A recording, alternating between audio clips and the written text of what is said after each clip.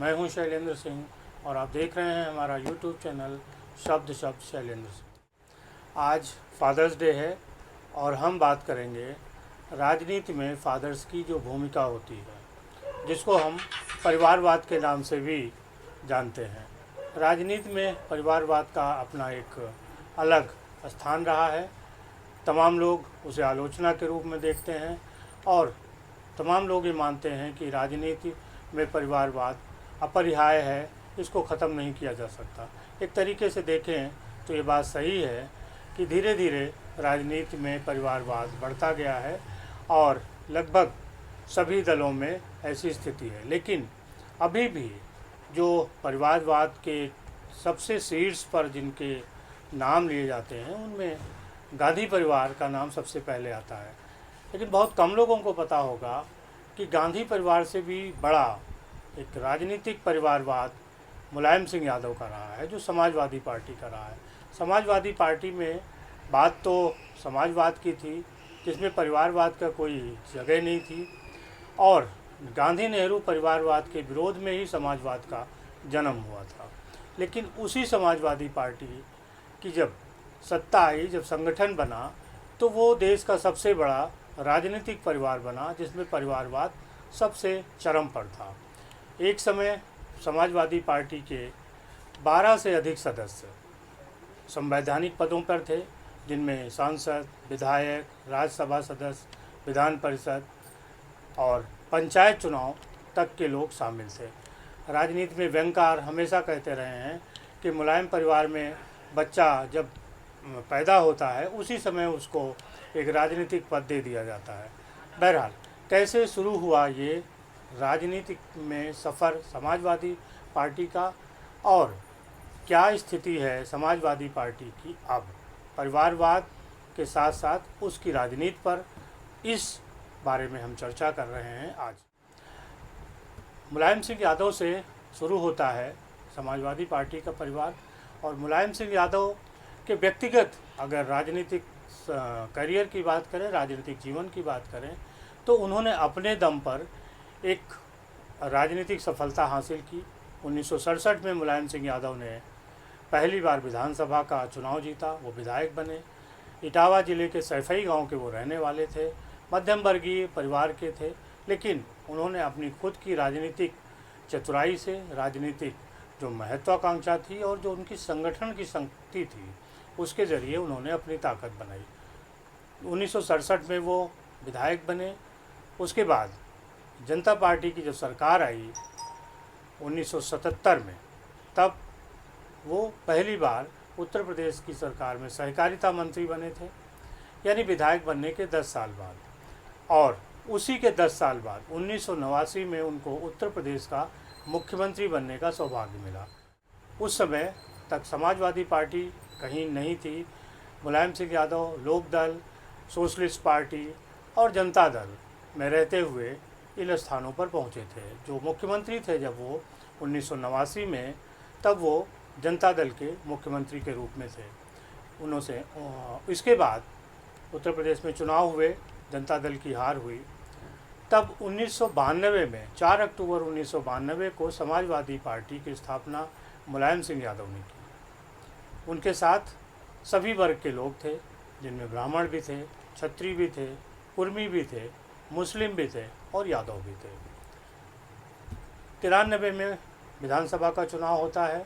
Samajwadi party सबसे बड़ी party के रूप में उभरती है, लेकिन वो सरकार बनाने के लायक बहुमत नहीं पाती है।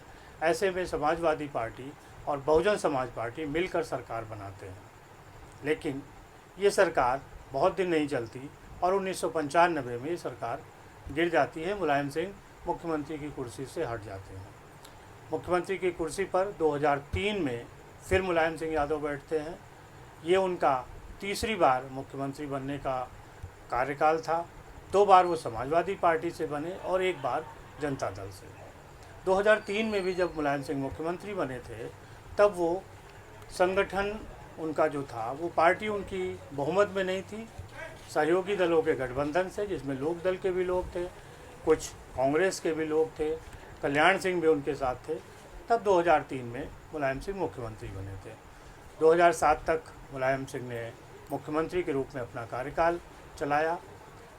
फिर उसके बाद यहाँ पर बसपा की सरकार बनी, बहुजन समाज पार्टी की नेता मायावती मुख्यमंत्री बनी। और 2012 में जब विधानसभा का चुनाव होता है तब समाजवादी पार्टी पहली बार बहुमत की सरकार बनाकर आती है। अगर हम देखें तो करीब 20 साल बाद समाजवादी पार्टी को उत्तर प्रदेश में बहुमत मिलता है। अब यहाँ पे परिवारवाद की भूमिका आती है। हालांकि इस दौर में भी मुलायम सिंह केंद्रीय मंत्रिमंडल में रहे, वहाँ भी लोकसभा के तमाम जो उनके सीटें थी वहाँ पे भी उन्होंने परिवार के लोगों को चुनाव लड़ाया, जिताया और परिवार के लोग राजनीति में रहे। लेकिन पक्के तौर पर जो राजनीतिक परिवारवाद का सफ़र समाजवादी पार्टी में शुरू हुआ 2012 में, तब जब मुलायम सिंह ने अपने उत्तराधिकारी के रूप में अपने पुत्र अखिलेश यादव को प्रदेश का मुख्यमंत्री बनाया। उस समय समाजवादी पार्टी में ही इसका विरोध हुआ था, लेकिन वो विरोध इतना ताकतवर नहीं था, गुपचुप रूप से चलता रहा। सबसे बड़ा विरोध उनके भाई शिवपाल यादव का था। शिवपाल यादव मुख्यमंत्री पद के प्रबल दावेदार थे, लेकिन मुलायम सिंह यादव ने भाई को मुख्यमंत्री नहीं बनाकर पुत्र को अपना उत्तराधिकार दिया और अखिलेश यादव 38 साल की उम्र में, जो उत्तर प्रदेश के मुख्यमंत्रियों में सबसे युवा कहे जाने वाले थे, मुख्यमंत्री बन गए। इसके पहले 2000 में ही अखिलेश यादव सांसद बने थे और वो लगातार अलग अलग क्षेत्रों से सांसद रहे। उसके बाद उनकी पत्नी डिम्पल यादव भी सांसद रहीं, उनके परिवार के तमाम लोग सांसद रहे। एक समय में 12 से अधिक लोग अलग अलग संवैधानिक पदों पर मुलायम परिवार के थे। इस कारण ये माना जाता है कि देश में जो सबसे बड़ा राजनीतिक परिवार था वो मुलायम सिंह यादव का था। लेकिन ये परिवारवाद की एक चरम उत्कर्ष था, सबसे एक महत्वपूर्ण पल था जब 2012 में सरकार बनी थी उत्तर प्रदेश में। लेकिन इसके बाद परिवारवाद धीरे धीरे किस तरीके से ख़त्म होता है ये भी समाजवादी पार्टी को देखकर समझा जा सकता है। 2012 में मुख्यमंत्री बनने के बाद अखिलेश यादव ने समाजवादी पार्टी की कमान अपने हाथ में ली और यहीं से परिवार में दूरियां शुरू हो गई। जैसे जैसे समय बीतता गया, अगले चुनाव का समय आता गया, बहुजन समाजवादी पार्टी में एक तरीके का विघटन शुरू हुआ, परिवार में अलगाव हुआ और शिवपाल यादव अलग हो गए। अखिलेश यादव खुद ही राष्ट्रीय अध्यक्ष बन गए और मुलायम सिंह की भूमिका भी हाशिए पर चली गई। इसी के साथ साथ समाजवादी पार्टी भी धीरे धीरे हाशिए पर गई। समाजवादी पार्टी को उन दलों से समर्थन लेना पड़ा, उन दलों के साथ गठबंधन करना पड़ा जिसके साथ कभी वो गठबंधन करने को तैयार नहीं थी। 2017 के जो विधानसभा चुनाव थे उसमें समाजवादी पार्टी और कांग्रेस का गठबंधन हुआ। इसके बाद भी कोई सफलता समाजवादी पार्टी या कांग्रेस को नहीं हासिल हुई।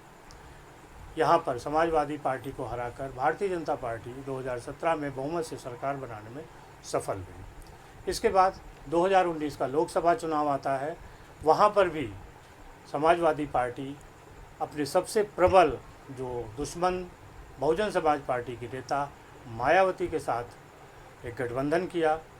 इस गठबंधन का भी समाजवादी पार्टी को कोई बहुत सफलता नहीं मिली। समाजवादी पार्टी को इस गठबंधन के नाते सिर्फ 5 सीटें मिली, जबकि 10 सीटें बहुजन समाज पार्टी लोकसभा चुनाव में जीतने में सफल रही।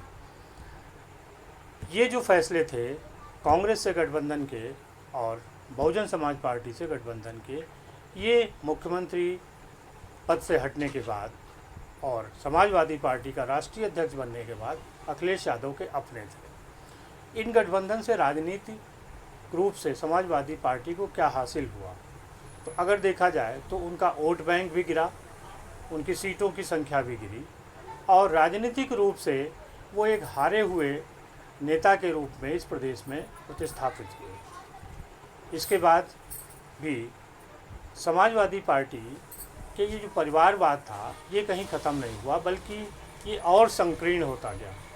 मुलायम सिंह यादव के समय में तमाम वर्गों के लोग समाजवादी पार्टी के साथ थे, लेकिन जब अखिलेश यादव का समय आता है तो ये दायरा सीमित होने लगता है और अखिलेश यादव सिर्फ मुस्लिम और यादव वोट बैंक को फोकस करके चलने लगते हैं। यही शायद उनकी राजनीतिक भूल थी। अब 2022 में विधानसभा के चुनाव हैं, वहाँ पर अखिलेश यादव का ये मानना है कि वो 300 से ज़्यादा सीटें जीतेंगे। इसके पीछे कारण क्या है? ऐसा कुछ चमत्कार समाजवादी पार्टी ने पिछले 5 सालों में विपक्ष में रहते हुए नहीं किया।